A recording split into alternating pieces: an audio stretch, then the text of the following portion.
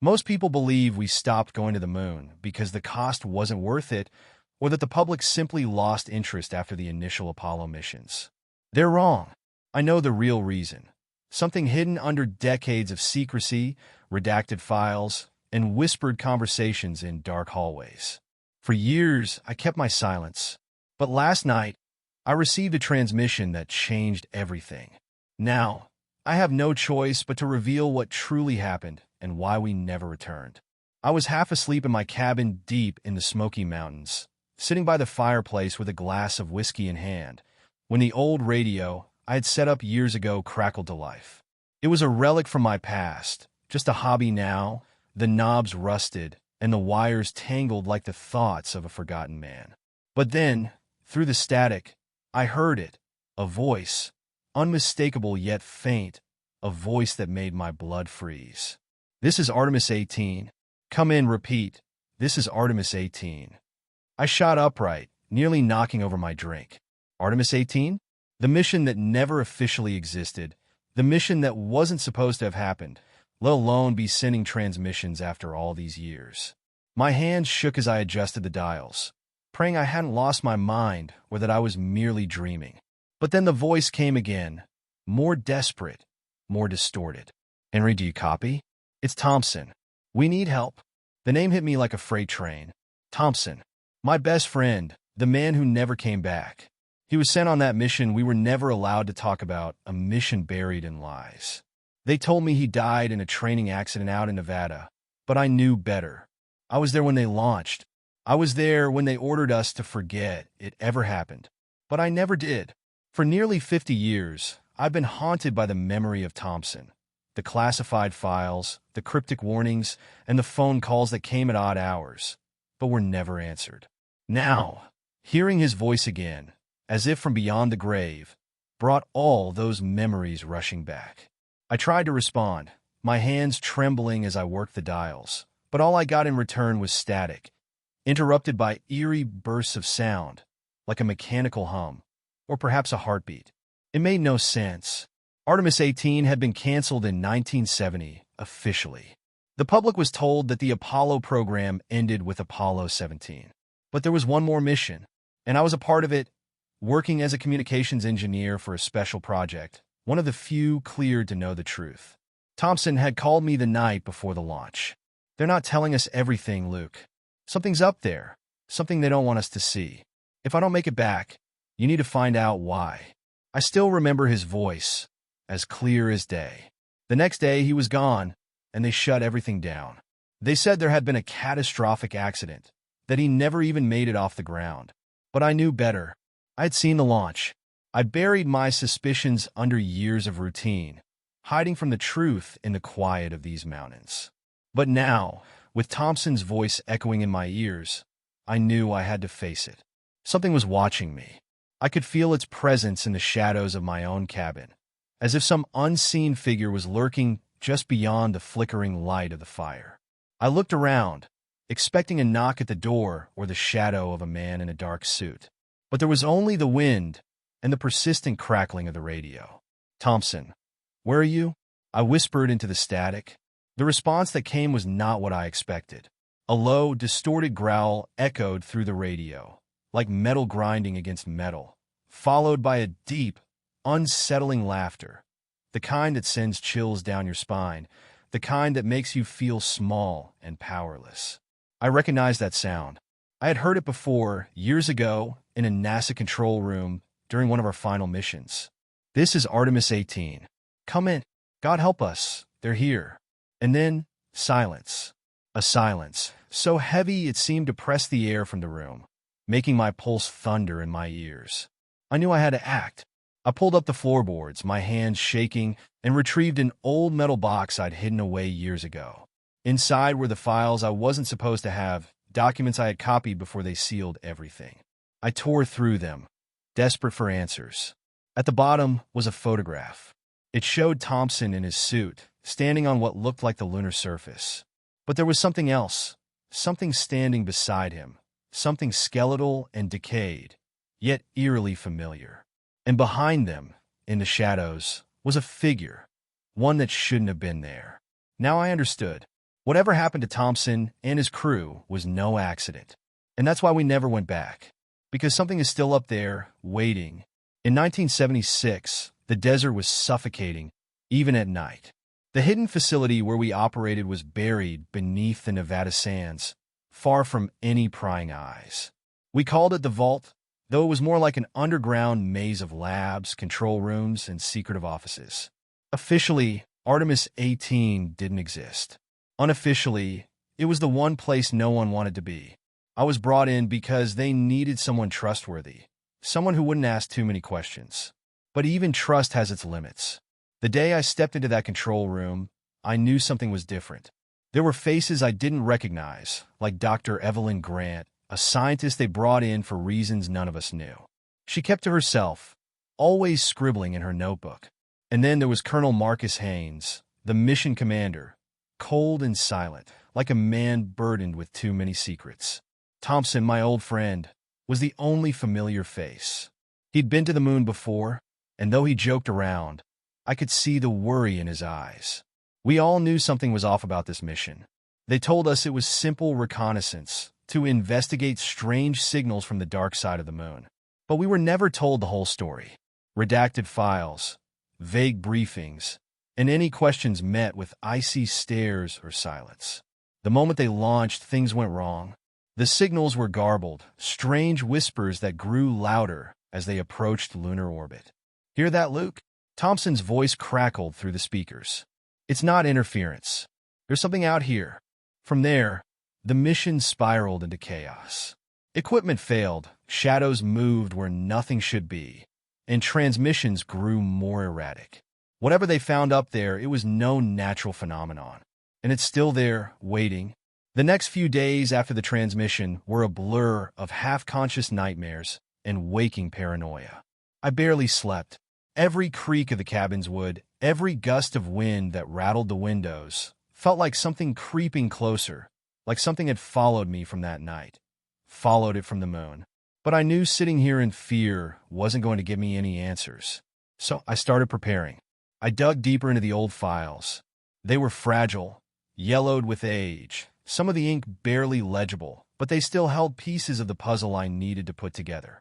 Names of people long retired or disappeared, coordinates blacked out, but I could still make out enough to get an idea of the locations they had hidden from the public. Somewhere in these notes were the places they didn't want anyone looking. But it was a photograph, folded and tucked into the back of the file, that stopped me cold. It was a shot of Thompson, not in a spacesuit, but standing next to a lunar lander, smiling, all confidence and cockiness, just as I remembered him. But in the background, barely noticeable in the shadows beyond the lander, was the same dark figure from the previous photo. Only this time, it wasn't skeletal. This time, it looked more human. And I swear, its head was turned as if it was looking directly at the camera. I shoved the files back into the metal box and locked it up. The answers weren't just on paper. They were out there, hidden by the people who sent Thompson and his crew to their deaths. If I wanted to get the full story, I'd have to follow the trail, even if it meant putting myself right back in the crosshairs of those who wanted the truth buried. The first step was figuring out where to go. That brought me back to the facility, the Vault. Buried deep in the Nevada desert, it was where we ran the operations for Artemis 18. It was shut down decades ago, but if there were answers left, they'd be there. I had to get in. I packed a bag, essentials only, clothes, food, my old service pistol I hadn't touched in years. The radio, too. If Thompson could reach me once, maybe he could do it again. As I threw the last of my gear into the back of my pickup, I felt a sudden chill, despite the sweltering summer heat. The wind had died down, the leaves were still, and for a moment, the world felt too quiet. I turned and looked toward the tree line, just beyond the clearing of my property. My breath hitched. I saw a movement, a figure, just for a split second, shifting between the trees. It was gone as quickly as it had appeared, but I knew what I'd seen. Something was out there. I didn't waste time. I jumped into the truck, started the engine, and sped down the dirt road without looking back. The drive to Nevada was going to take me the better part of a day. But even as I left my cabin miles behind, I couldn't shake the feeling that I was being followed. I made it to Nevada just as the sun began to set behind the barren hills. The old military access roads to the Vault were long forgotten. left to the desert winds and creeping sand dunes. I parked the truck behind an outcropping of rocks, far enough from the site that I could get in quietly. I didn't know who still kept tabs on this place, but if they were watching, I didn't want to be noticed. The facility was worse off than I'd imagined. The rusted fence surrounding it had collapsed in places, and the old guard tower was barely standing. The main entrance was sealed with a thick layer of metal and concrete, but I knew there was another way in, a service hatch on the far side, buried under the sand. We used it for emergencies back when we were running operations here. I had no idea if it would still be accessible, but it was my only shot. I found it after an hour of digging. The hatch was almost completely buried, and the desert heat made my head swim as I fought to clear it. Finally, after what felt like forever, I yanked it open. A wave of stale, cold air rushed up from the darkness below. I climbed down the ladder and flicked on my flashlight, sweeping the beam across the tunnel. The concrete walls were cracked, dust and debris scattered across the floor, but the place still felt the same, cold, sterile, and wrong. I made my way through the maze of tunnels until I reached the control room. The door was ajar. Someone had been here recently. I stepped inside, the dim light from my flashlight revealing a room frozen in time. Old monitors, keyboards, and equipment were left abandoned, covered in dust. I approached the main console, where we used to monitor the Artemis missions. A tangle of wires lay across the floor, like a dead, forgotten spider's web. But then I saw something strange, a blinking red light on the far side of the room. The equipment should have been dead, everything shut down long ago. But there it was, a small indicator pulsing steadily. I crossed the room, cautiously, and knelt down next to the old receiver. The screen was black, but the light kept flashing, almost as if it were waiting for something. I hesitated, then flipped the switch. Static burst from the speaker. For a moment, it was just noise, a hiss, crackle, and hum, like an old TV with no signal.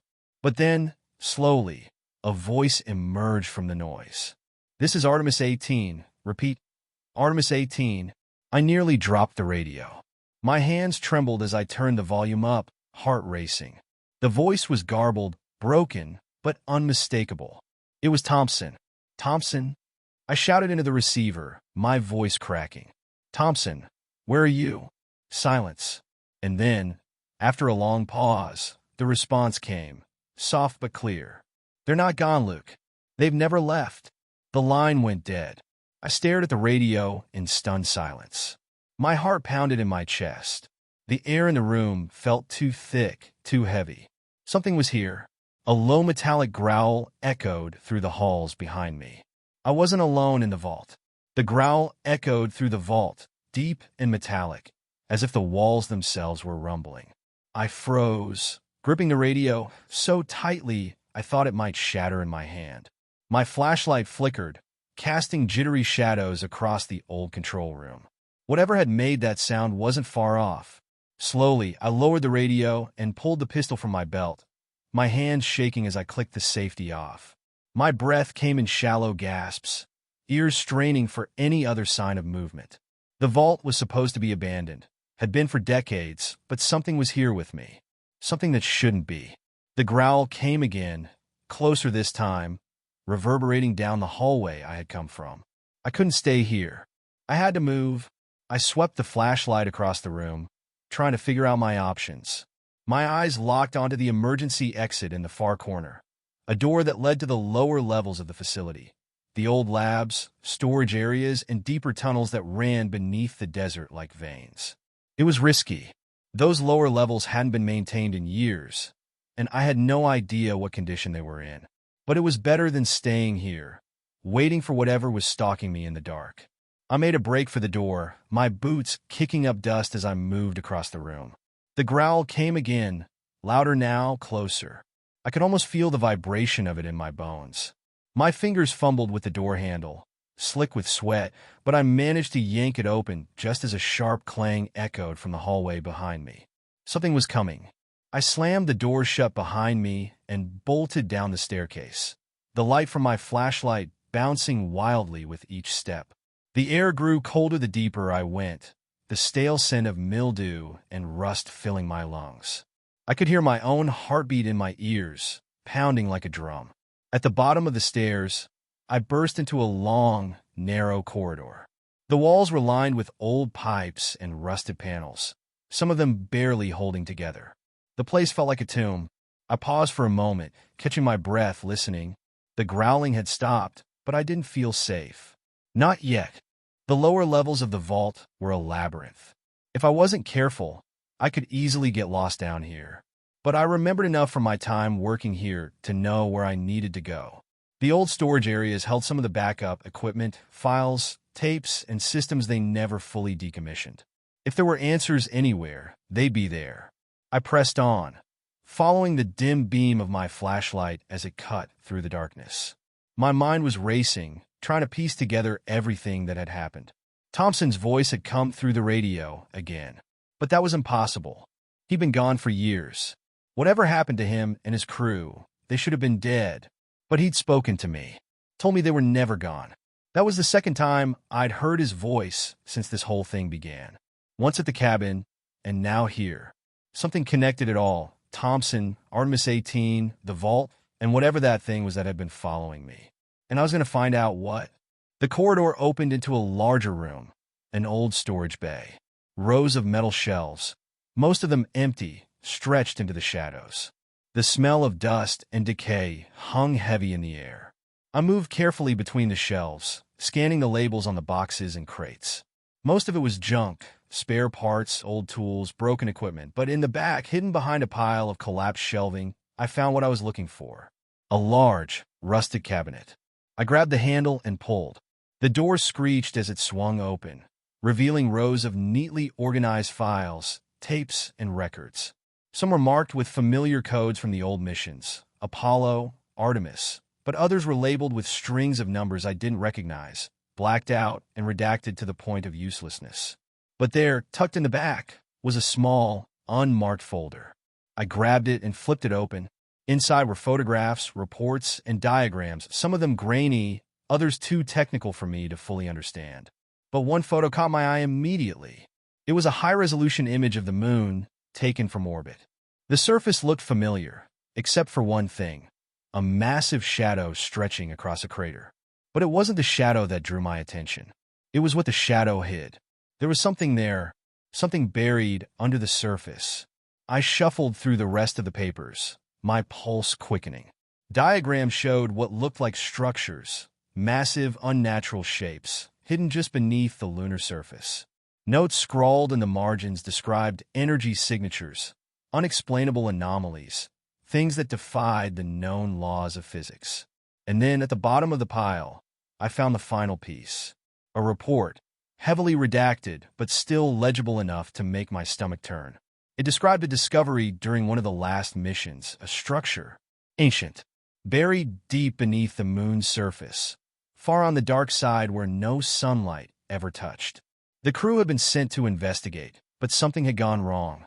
The report ended abruptly. The final lines blacked out entirely, but it didn't need to say more. I understood. Thompson and his team hadn't just been sent to the moon. They had been sent to find something, and whatever they found had killed them. Or worse. A sudden metallic clang echoed through the storage bay, snapping me out of my thoughts. I whirled around, flashlight beam darting through the darkness, my pulse racing. The noise had come from somewhere in the room, but I couldn't see anything. The growling started again. Closer this time, I backed up against the shelves, pistol raised, heart hammering in my chest. My flashlight flickered, the beam growing weaker. The growl turned into a low, guttural snarl, and I could hear the soft scrape of metal on metal, like claws dragging across the floor. Then, from the shadows, something stepped into the light. It was humanoid but wrong, twisted. Its skin was pale, almost translucent, stretched tight over a frame that was too tall, too thin. Its eyes were sunken, dark, and empty, but the worst part was its face, stretched into a grin that seemed far too wide, far too human. I raised the pistol, finger on the trigger, but before I could fire, it spoke. "You shouldn't have come back, Luke." The voice was Thompson's,